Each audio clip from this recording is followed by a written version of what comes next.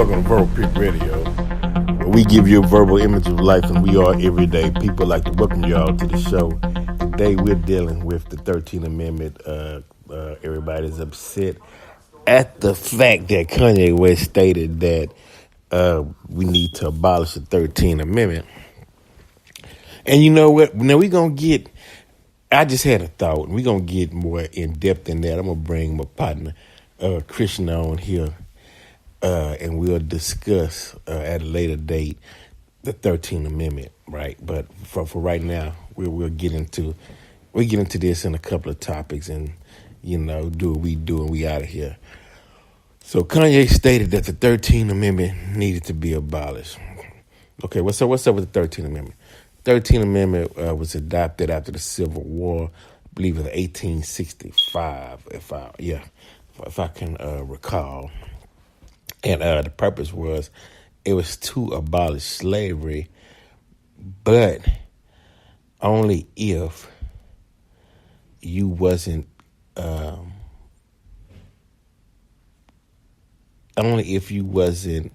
convicted of a crime. I had to pause for a minute because you know what? I just had a thought, y'all. Check this out, right? The first slaves was white women. Okay, now who wasn't? The Native Americans were slaves at one point. Interesting. This is an interesting topic. Native Americans were slaves at one point. The Irish was at slaves at one point. White women, slaves at one point.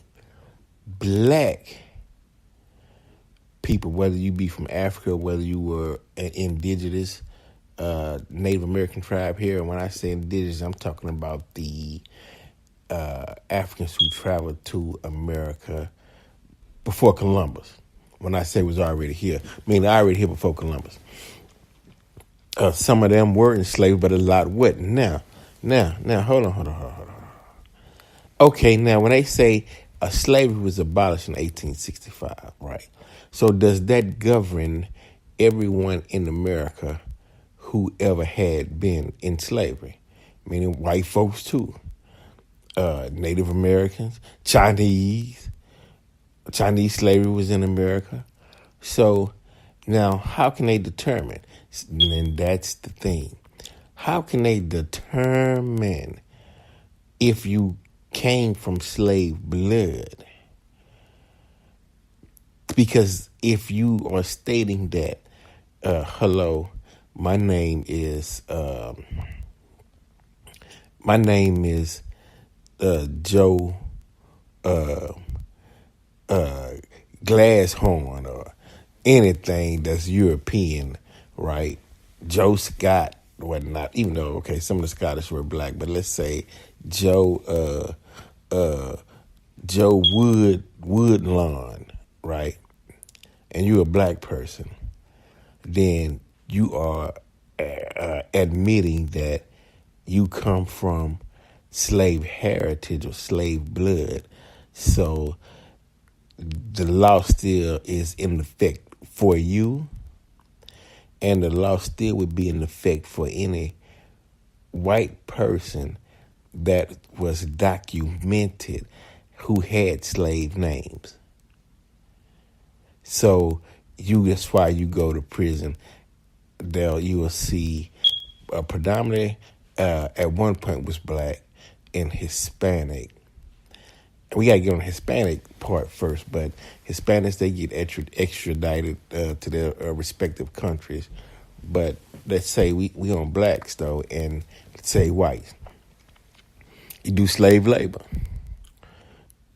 You basically have minimal rights. So Kanye West is stating, why would we need the 13th Amendment if we are 100% free? It's like saying, okay, you free with the exception of, you free, but if you're free, but don't do this. It's not that it wasn't you're free going with your life. It was free with contingencies to it. And that's where when he states, okay, abolish the 13th Amendment, I can see that where, because the argument always been, well, if blacks had the right to vote, then why do Congress has to vote on the rights for blacks to vote up until this day? You got the right to vote, you got the right to vote. You're a citizen, you're a citizen. What other citizen has to have a vote and a voter protection to even upheld their right to vote? It doesn't, when you do the math, see, it doesn't add up with something is rotten in Denmark, as they say. That means then that slaves now the blacks who say, okay, my heritage came from Morocco, and we were here, and we got put into slavery. We coming out of Egypt, and we came up out of Ethiopia. We were never, especially when you go through Texas, because you got to remember, a lot of black indigenous was in Texas, and slavery in Texas was only, 1845, 1865. A lot of blacks who lived who wasn't in slavery. Now, well, what is their nationality? What do they call themselves? Can they say, hey, I'm African American? And they say, okay, it's Dred Scott all over again. Oh, you African American, huh? Okay, well then you put yourself in slave class. You know what I'm saying? Now, oh man, I know it's a hard subject, but it has to be discussed. Okay, now, Negro, right? Let's say slave-minded. I'm going to say slave-minded black people. I won't call you Negroes and anything. I'm not being demeaning. We're going to say slave-minded black people, right? Okay, cool. Now, slave-minded black people, fear is, look, if black people stand up to their oppressor, it might cause a race war, and we don't want a race war. So black men, the best thing you all should do is, take that slap on the cheek, turn that other cheek, and and your oppressor might be satisfied with that and might leave you alone, but we can avoid lives being lost. So learn to live in a chaotic, stressful situations, but learn how to walk, be lukewarm, smile when you don't have to, not to progress a situation any further. You be the one to bow down first, and that way your oppressor will feel vindicated and respected, and will walk away and leave you alone, and that puts you back in a slave status, because you determining that he would leave you alone based on how he feels. If he feels at the moment, meaning your plight is in his hands. So you slave all over again. But now your mental is not a physical slave, you're a mental slave. Like, I can't really be who I want to be or push my progressions because if I stand up too bold and move forward too hard, I might upset an oppressor and wind up in some type of conflict. And what I'm going to do? I'm slave all over again. Instead of saying, we start with it. Let's see. It stands straight up. It's wearing clothes that is suited for males. So maybe this is a male. Okay, so now he's not eating no more. You determine this is a male. Okay, well, he's a male. Okay, well, now you looking at his actions, right? What he's representing, his outer layers, right? clothing.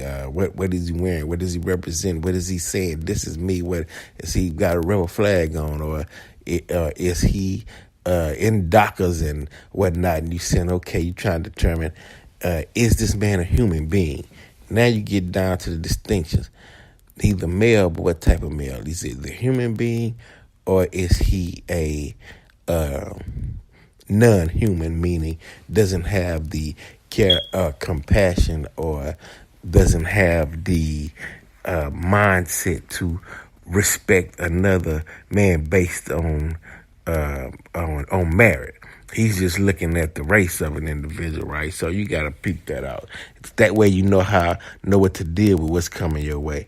Now y'all passing each other on the sidewalk, right? Enough room for both of y'all. So, okay, cool. You on the right. You're to your right. He's to his right. Y'all might look at each other and give a nod or good day or how you doing or what's going on, and keep moving, and civilized act, being civil, and you keep moving on. That'd be the end of that, right? But then there's that other example of being to where, hold just a minute. Yeah, then you have that other human being, right? Now the sidewalk is big enough for the both, right?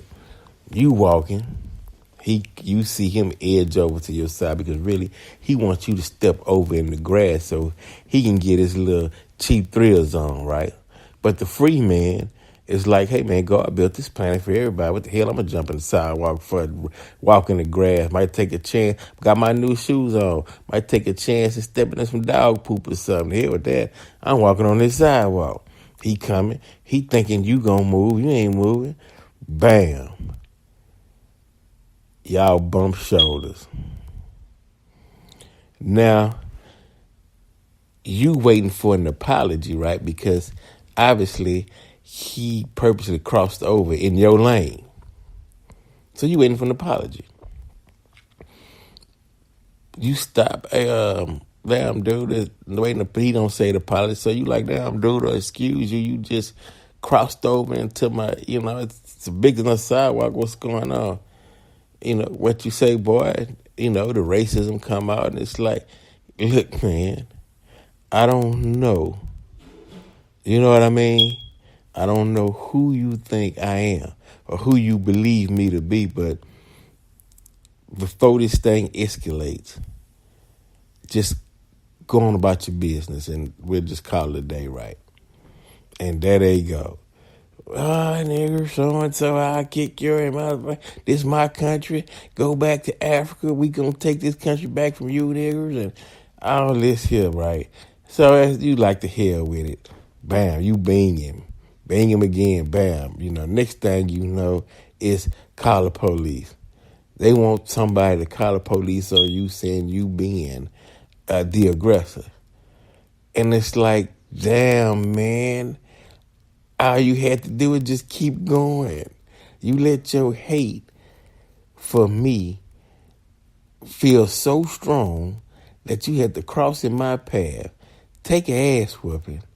Now call the police, want to take me downtown so I can spend some money on bailing out and all this, and it's like, what the hell, dude?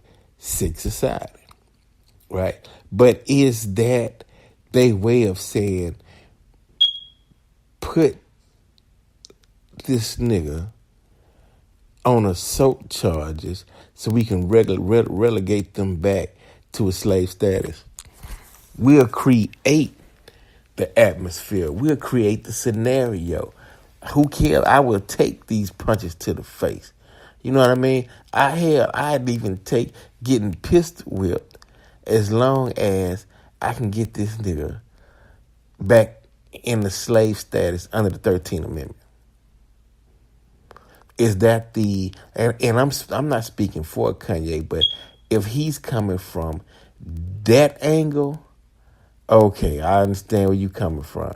It make a lot of sense. Let's abolish that 13th Amendment because it takes away the enthusiasm of white supremacists to want to put you in a slave status. But what they fail to realize, some of them are not bloodlines to aristocrats to any royal blood, they just pawns in the game too, because hell, if they get taken down, they in slave status, because poor whites, Irish, you were slaves too. Hell, slavery started with the white woman being kidnapped by pirates, dragged to Virginia to work in the tobacco fields. All right, with the first. Then you had white Irish slaves, you had Native American slaves. So what are you saying?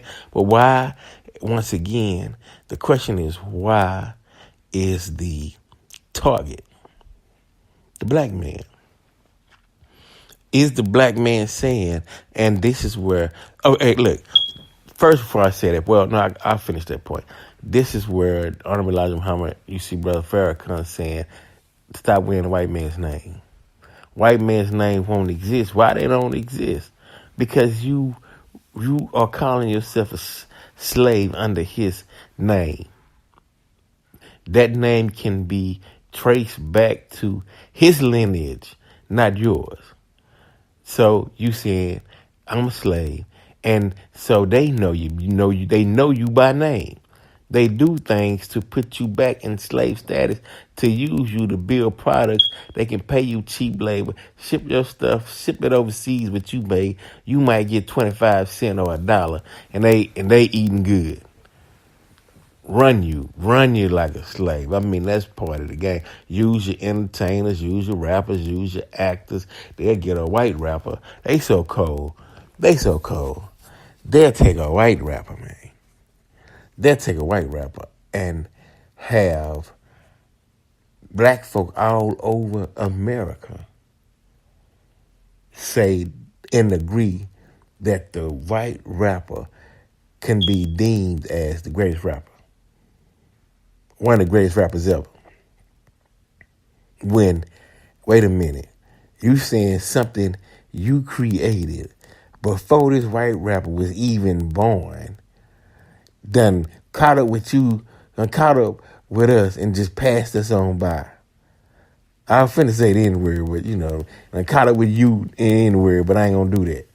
And just passed everybody up. And the superstar. When you been rapping on the corner, on the blocks, in your neighborhood, at talent shows, on freestyling, at the lunch in high school, at the cafeteria table, somebody beatboxing, banging beats on the lunch table, somebody flowing right there, and got a whole audience, been doing that before this white rapper was even born. He just jumps out the womb and just, bloop, it's pass you right on up, and you the inventor. Come on, man. Oh, and one more other point I got to say. I got 2 points making we out of here, right? Another point is there are 5 names, y'all. 5 names every black person needs to study. And I'll go into the details on why these 5 names in a later show. But the first name you got to study is Thoth. T-H, they all black. T-H-O-T-H.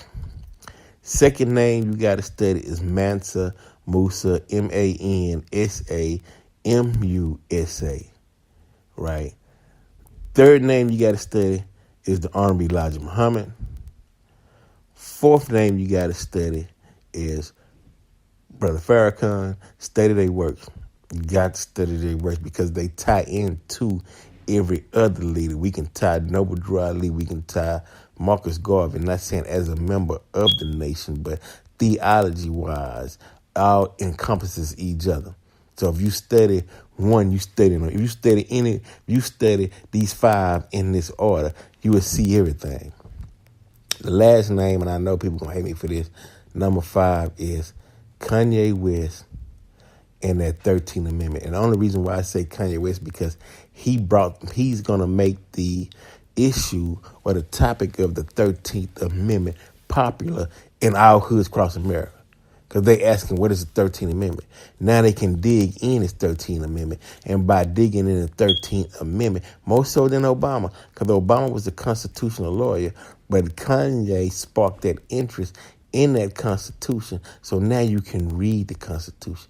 Then you can go back and read the Federalist Papers. You can go back and read fugitive warrants and what they was deemed about in, Article 2, Section 4, and uh, different bodies of work dealing with how slaves would be treated as fugitives, which that's what the 13th Amendment replaced. You're going to get into all that. But so not Kanye as his personal body of work, but Kanye West because his name will be tied to the 13th Amendment. He's going to make that 13th Amendment popular. So now when you Google Kanye, you scroll down, you're going to see what he said about the 13th Amendment. You're going to click on 13th Amendment because you're going to learn about 13th Amendment in school. Somebody going to talk about some amendments, Constitution. You're going to look at that and you're going to click on it. You're going to say like, what? So you're going to go back and read it for yourself and bam. And that's your pathway. Verbal Pick Radio. We're out.